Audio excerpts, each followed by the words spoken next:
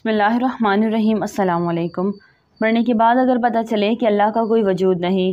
Harish Kumar physics میں P H D کے بعد بھارت کی ایک اہم یونیورسٹی میں لیکچرار پوسٹ ہوا۔ ہندو دھرم سے پہلے ہی متنفر تھا۔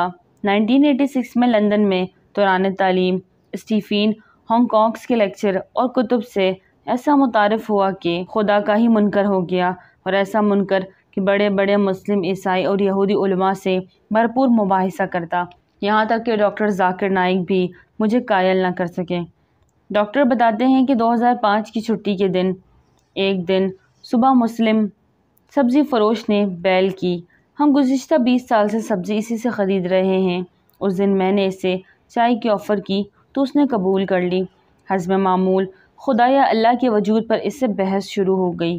30 منٹ کی گفتگو سے معلوم ہوا کہ وہ سیدھا سادہ مسلمان ہے جو 5 وقت نماز پڑھتا ہے۔ ہاں، وہ سودے میں بھی بہت ہی صاف گو اور ایماندار تھا، مناسب دام میں بیچتا تھا۔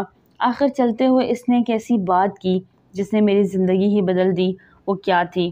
ڈاکٹر جی، تم نے خود بولا کہ تقریباً 6000 سے 10,000 سال سے انسانی تاریخ میں پیغمبروں کی کہانیاں چل رہی ہیں، اور سب کے سب ایک اللہ اور جنت دوزخ کی بات کرتے ہیں، اور سائنس مرنے کے بعد کے حالات کا جواب ہی نہیں دے سکتی۔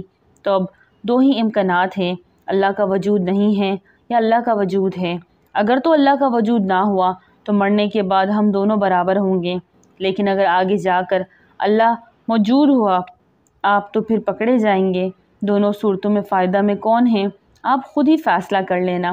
اس لیے بہتر ہے کہ اللہ کو مان لیں۔ اس کا قرآن تو انسان کو سیدھی راہ پہ چلنے کا کہتا ہے۔ میں نے ساری زندگی پروبیبلٹی کے لیکچر دیے، لیکن اس کے جانے کے بعد سوچا کہ پروبیبلٹی کی طرف تو کبھی میرا دھیان ہی نہیں گیا کہ دونوں صورتوں میں اللہ کے ماننے والے کو زیادہ فائدہ ہے۔